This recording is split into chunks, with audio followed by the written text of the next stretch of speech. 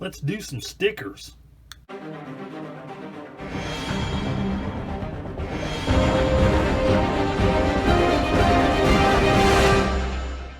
everybody, and welcome back to part number 4 of the Academy 1/72 scale JU87G-1 Stuka. In part 3, I got the priming, painting of the primary colors, did the yellow on the spinner and on the tail band, got the front part of the cannons sprayed with their camouflage color, did the gunmetal for the barrels, got the exhaust painted with a base coat, and got the mast painted. So with all of that, I am now ready to start doing some decals. So I'm not gonna monkey around here, just gonna get cracking. So we've got, if you'll remember correctly, I am doing this one here, JU87G1, whatever that is. I'm not doing the Hauptmann Hans Ulrich Rudel, or Rudel, however you say it. Doing this one. So I think what I'm going to do is I'm going to start with, you know what, I think I'm going to start with the lower surfaces, like this. So I've got my microset and microsol, got my decal water, and I've got my decals. So the first thing I need to do is I need to cut out numbers 29, which are these two here. Now what I'm going to do is I'm just going to kind of demonstrate how I'm going to do this, and then do a few of them on camera, and then the majority of them I will do off camera, because there's no sense in doing a lot of repetitious stuff, because my videos are long enough as it is. So got that.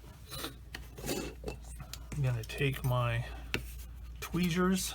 I like using these tweezers with the round tip, less chance of tearing the decal if things get gnarly. Get my paper towel here to soak up any residual moisture off the decal. Then I'm going to set the decal here so it can release from the backing. All right, while that is getting loose, take a look at the decals here, and it looks like, now see, this is one reason why I waited, because it's kind of under, I mean, it would be totally doable to have the cannons in place. I just wanted to do it without the cannons in place. But 29, it looks like it lines up with this panel line right here on the wing. On one edge, and then the lower edge of the Balkenkreuz right there will almost touch here, according to this illustration. So let's see if that thing's loose yet.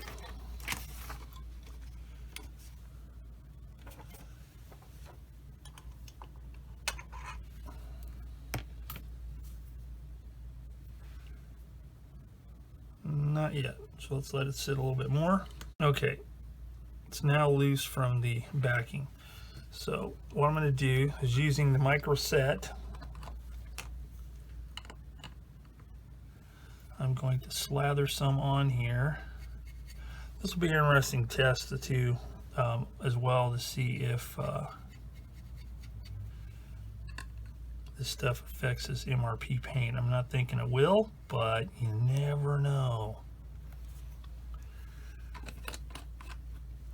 All right, so we got that there. Then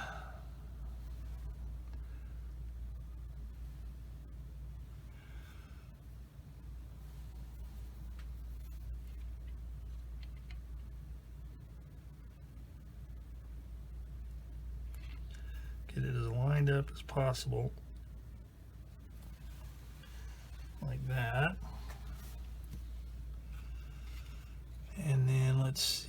looks.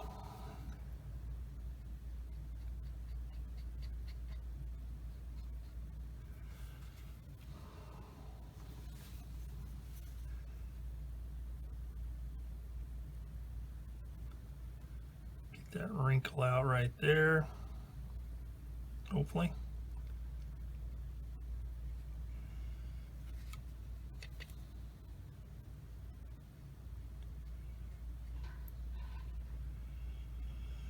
What I'm doing here is I'm trying to work out as much of the liquid as possible. Oh, that looks pretty good. Man, I got that one lined up pretty much first go.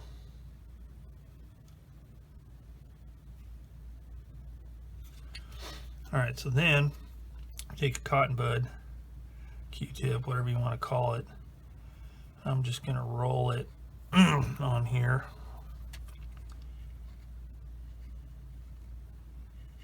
Try and get out any excess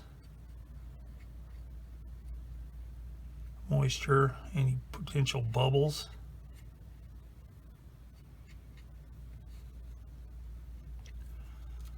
Like that. And I'm going to let it sit. So while that one's sitting, I'm going to go ahead and I'm going to do the other one. And then we'll see how it works and how it looks, and if it settles into the detail well. If not, then we'll have to use the micro saw to get it to settle in. Okay, so I got those in place. Now for the bottom, I need to do two numbers 20, one here and one here, and it's these right here. Now you may not be able to see it. I'm sure you can't see it on the screen there, but there's an arrow, and that arrow faces down that way. So you just need to make sure you get it facing the right direction. Then we have two number 4s, one here, two number 18s, one here and one here. All right, so there we go. Those are all there. Those two there, those two there. So I'm gonna let these sit, and then we'll come back and try some micro saw, see how that works, because they're just sitting on top of the I'm just gonna do it right now. They're just sitting on top of the panel lines. They're not sucking down. So let's put some of this on here.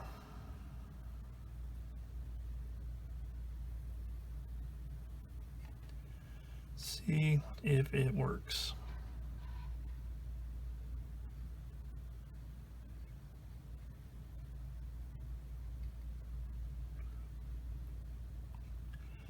I don't want it to puddle up, because if I do, it can do weird things. You can get some weird tide marks and stuff like that, and I don't want that. So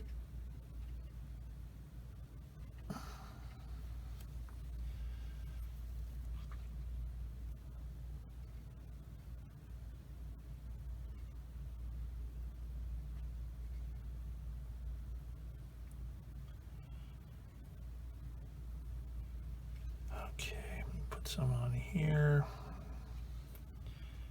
here. Oh, jeez. Did you see that? Sucker came right off.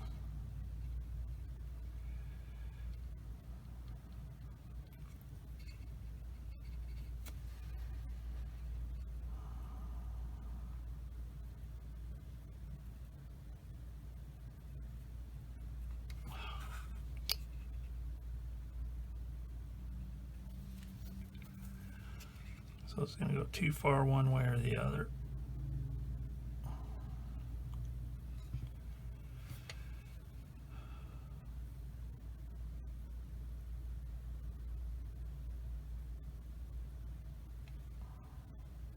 Okay, that looks good.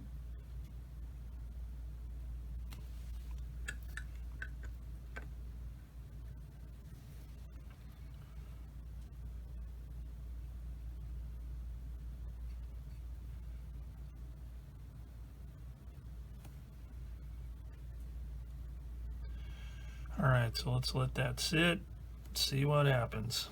Hope for the best. Okay, we've had some success here because I can actually see the rivet marks there, but it doesn't seem to be sucking down into the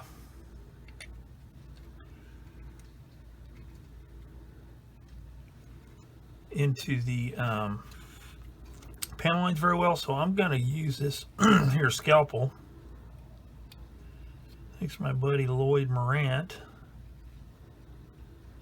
I'm just going to slice those thusly. And then I'm going to put some more stuff on there.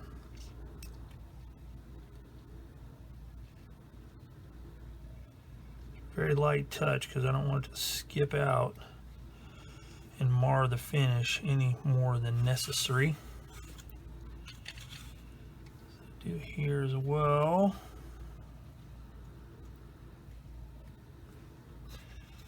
And then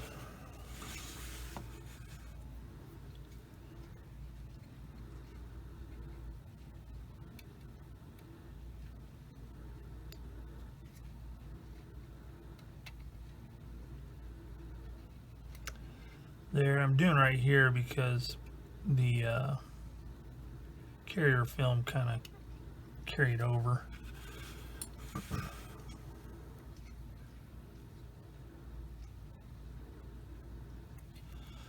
Okay, so there we go.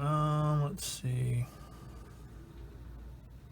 All right, that right there is right along the edge, so I don't need to cut that. So there's that. So here's what I'm going to do though. I'm going to try Solvaset. Solvaset is supposed to be a little more aggressive, but it really, really works. Now, in the old days, this is what I used extensively.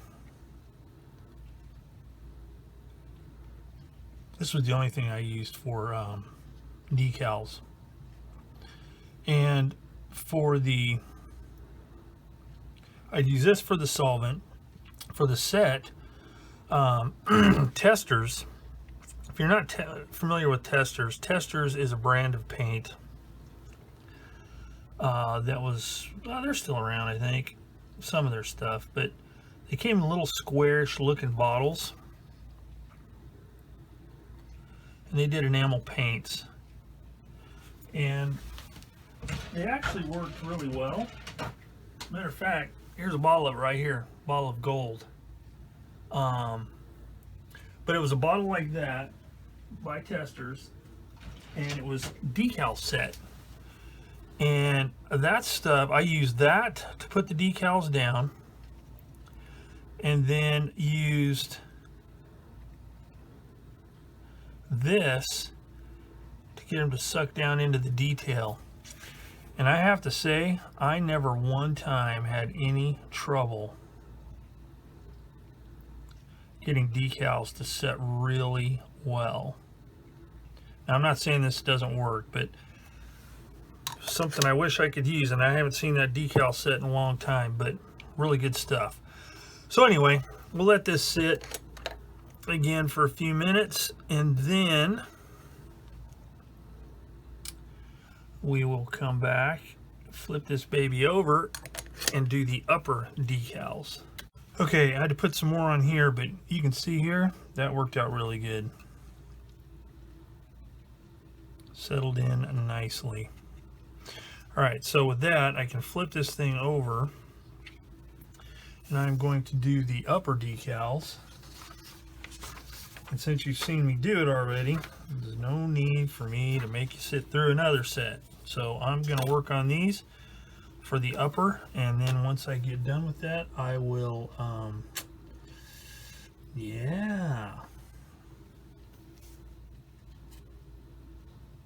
Come back and take a look. All right, the top has been done. Solvaset applied. So now I'm going to start working on the sides, and there's quite a few here, so I'll get cracking on those and then come back. Okay, everything looks good. Got all the decals on.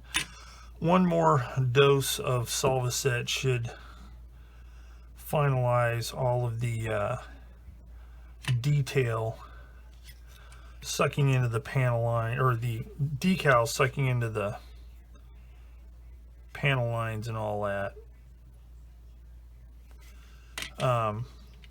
What I had to do is I had to use this blade to cut some of them because they just weren't settling in.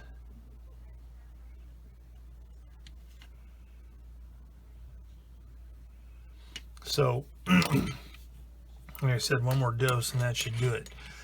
Then once that dries, I can actually think about clear coat.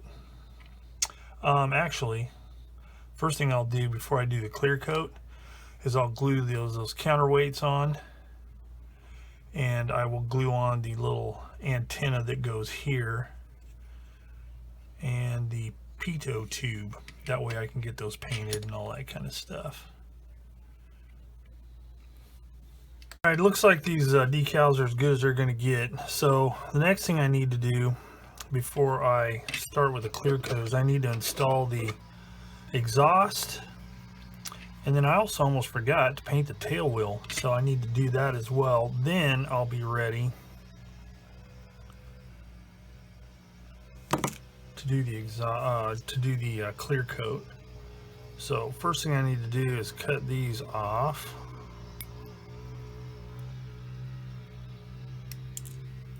And then glue them in. Thusly.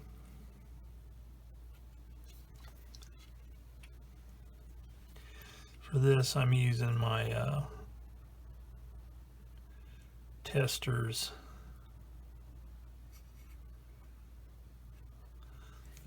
liquid cement.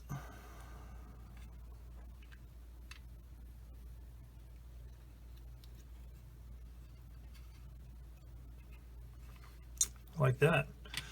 So now, get out some silver paint first.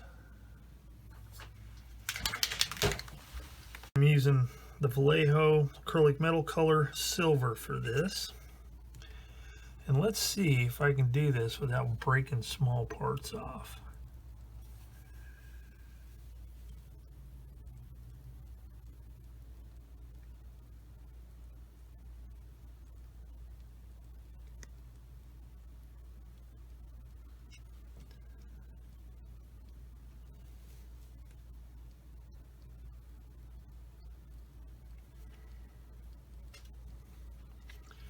Specifically the antenna and these little things.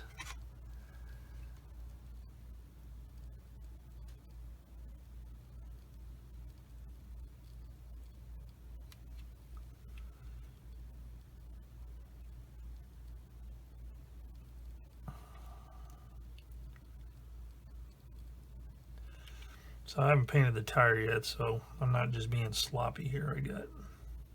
Still have to paint that, so I need to paint the hub part on the inside first. Alright, so we'll let that dry, and then I can get some tire black, paint that back tail wheel. So for the tires, or the tire in the back, I'm going to use AK 3rd generation acrylic modeling colors, rubber black.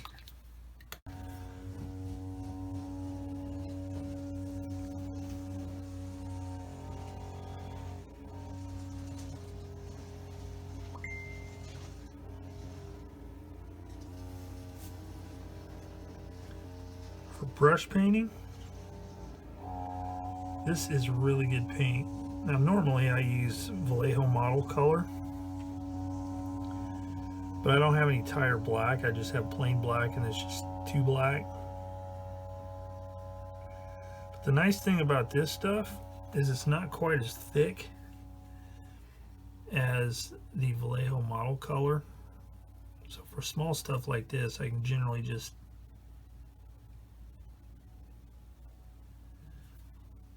paint it right out of the bottle. have to monkey around with thinning it out or anything. Not that it's that hard to do, but you know, sometimes I like to be lazy and just get cracking.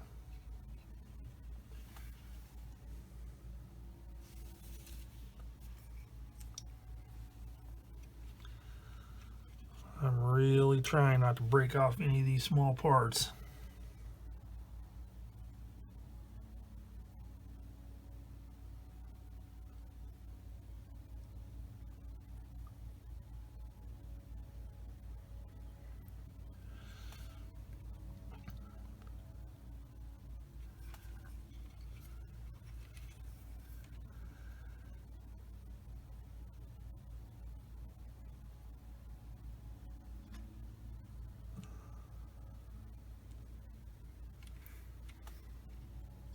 All right, that looks pretty good.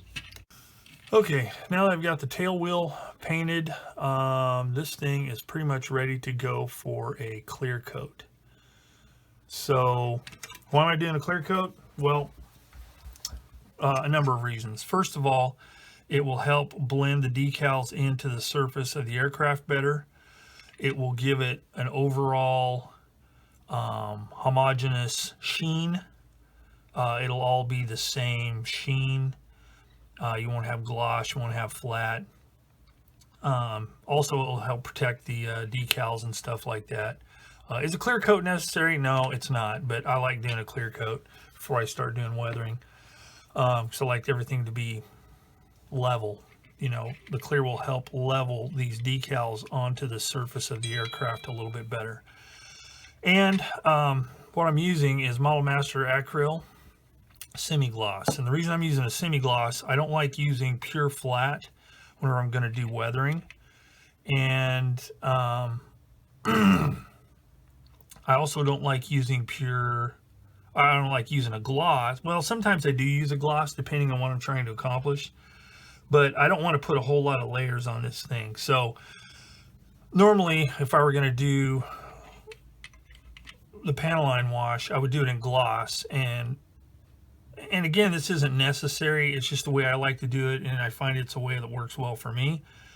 But it will allow the panel line washes to flow a little bit easier, and if I get some on the surface, it's a little bit easier to clean up.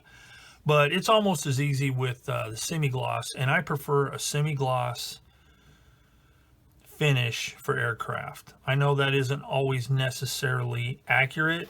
You know, you get some of these South Pacific or desert aircraft that get pretty worn by the sun and the elements and stuff, so they look pretty flat. But most of the photos I look at, it seems like there's a sheen a bit to the aircraft, and it's just what I prefer. So right or wrong, that's what I'm going to do. And before I do that, well, I'll do it after. I need to paint this silver, the Pitot 2, but I can do that after the clear. So anyway, I'm going to get this mixed up. I'm going to use this Sparmax single action airbrush that I can never remember the name of, that I use only for clears, and spray this thing. Then we'll come back. Okay, so let's try a little bit of wash here. Let's see what we can get.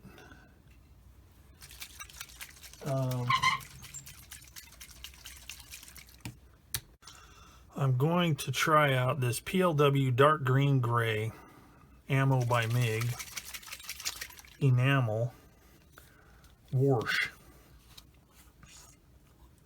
So I'm going to try just a little bit of it. I like to test it first, somewhere inconspicuous.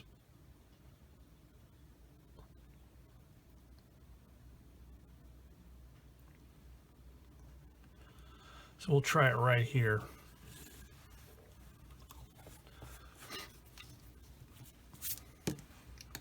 Okay, that looks pretty good. And all I did was wipe off the excess. Let me show you how this stuff was working here.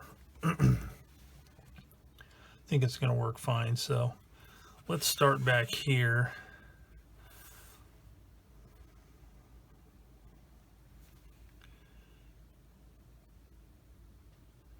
I'm just touching it, letting it run through the seams, the recessed detail here.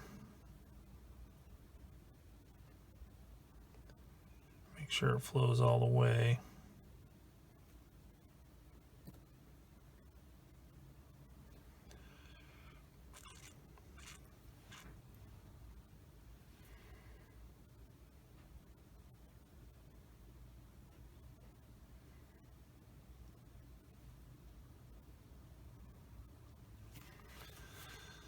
A little bit. Probably can't see it on camera, but oh man.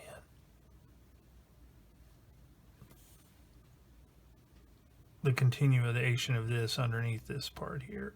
So let's put a little bit there like that. And let that sit for a minute while I clean my brush. So I'm just taking this Q-tip and wiping the excess off. That's the nice stuff about this particular wash. I don't know what it is about it, but you know, it's easy to make washes using oil paints, but something about this stuff, I don't know if it's what they use to thin it or suspend the pigments in or whatever enamel they use, it works really well. It's real easy to get the residual off, if that makes sense. It doesn't stain or anything. Now it's changed the hue of this a little bit. It's got a little bit warmer tone to it. Not much, but a little bit, but that's okay, because being an operational aircraft, I kind of figured it would change it up a bit and make it a little bit dirty. So gotta say, I'm digging that. The hard part's getting this out of here. Get one of these sharper.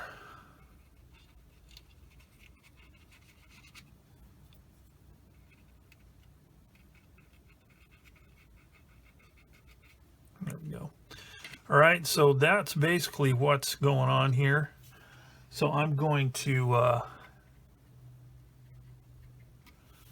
go ahead and continue on with that on the whole bottom of the aircraft, and then we'll come back and take a look at it. Okay, so here's the bottom, and it's done as far as the panel line washes and stuff like that. Now, here's another thing I forgot to mention it earlier whenever I was talking about the sheen of the clear coat. You can do different things by changing the sheen of the clear coat. Now, if I was making, say, an aircraft that was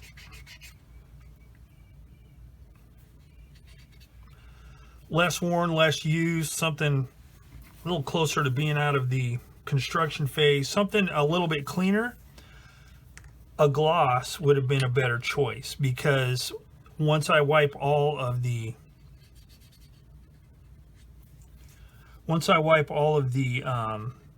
panel line wash off,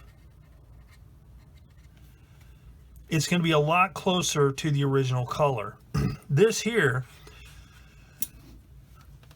I should have done one side and left the other so I could kind of demonstrate what I'm talking about, but this is grubbier looking and a little more dirty and splotchy looking than if I would have used a gloss coat.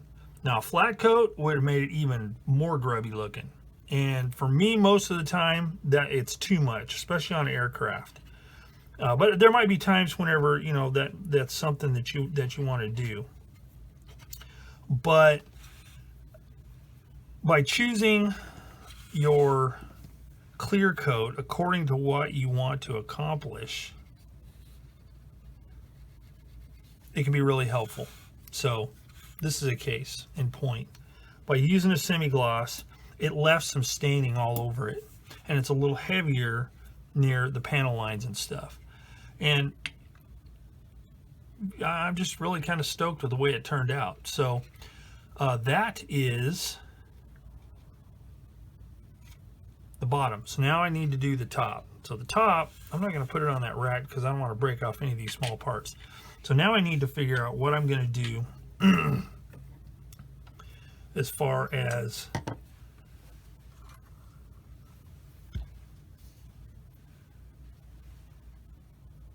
a panel wash on this side.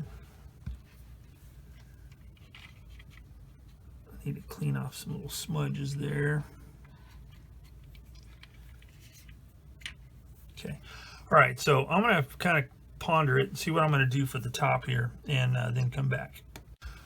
Okay, so I'm doing some experimentation here. I first tried Ultimate Weathering Wash Light Dirt on this here.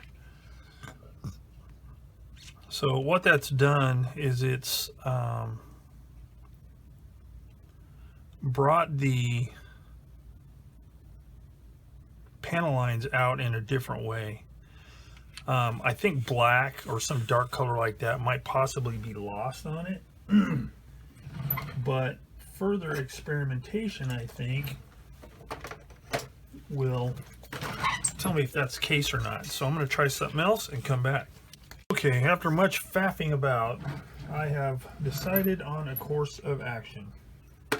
And that course of action is to use the Ultimate Weathering Wash Light Dirt. Now, whether or not it's going to look quote-unquote realistic or not, I don't know. But I really don't care because I like the way it looked down here. So let's go ahead, and I'm going to do what I should have done on the other one. I'm going to apply this stuff on one side, and then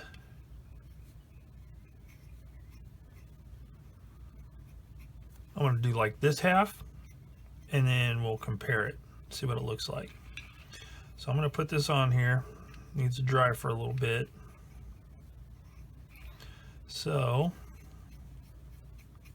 come back directly. Hopefully in this view you can see the difference between the clean and the weathered wing. You can actually see the panel lines a lot more because of being filled in with this little bit lighter colored stuff. Same with the sides.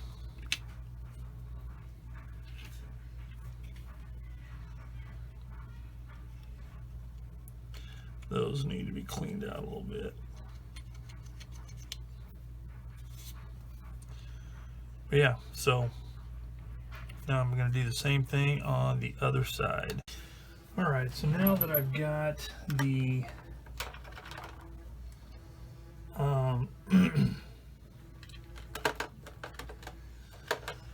pretty much done with the weathering, now all I need to do is do some of the stuff that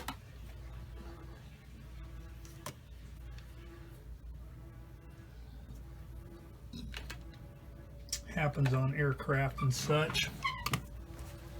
And that is, I'm going to do some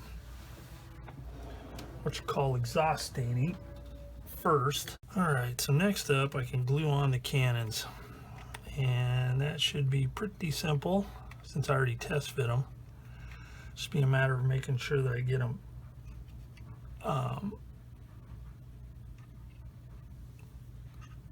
nice and level. So I need to refer to my instructions here and see. Oh, that's not it. In looking at the instructions, these, I'm assuming it's a magazine. They need to go level with the center line of the axles, so parallel to the ground.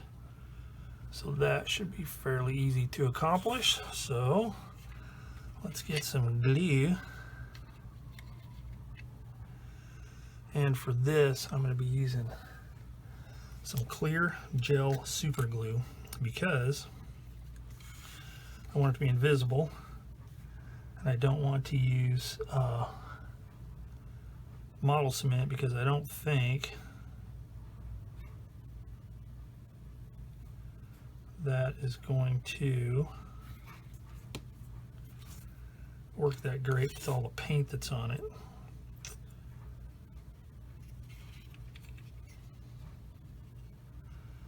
So put the back part on first, and using the gel, it'll give me time to position it properly.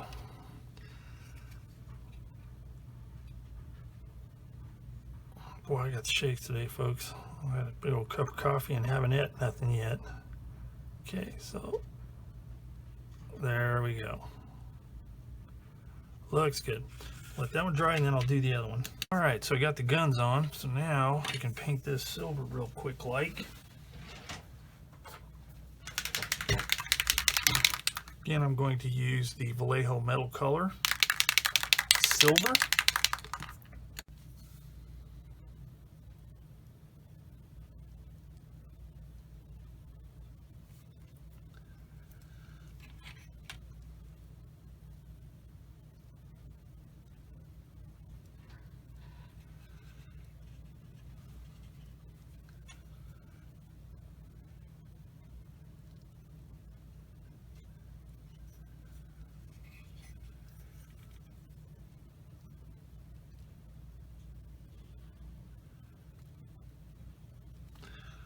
Like that. And then all I need to do now is take off all of the masking. But you know what? I am going to do that off camera and let you see it on the final reveal video, which will be coming up soon. All right. So that's painted, so all I have left to do is take the masking off of everything. But I'm not going to do that on this video because I'm going to end this part right here. All right, with that done, now I need to do is take the masking off. But I'm going to save that for the next video. So with that painted, now all I have to do is remove all of the masking off of the clear parts. But I'm not going to do that right now. I'm going to save that for part 6, which will be the final reveal of the Academy 1/72 scale JU87G-1 Stuka tank buster. So if you like this video and you want to see more of my builds or more of this series, hit the subscribe button, and I will put a link on the end screen to the beginning of this series in case you missed it and you'd like to see what was going on previously. So that's it for now. Thanks for watching Plastic Models by a Regular Dude, and I will see you all later.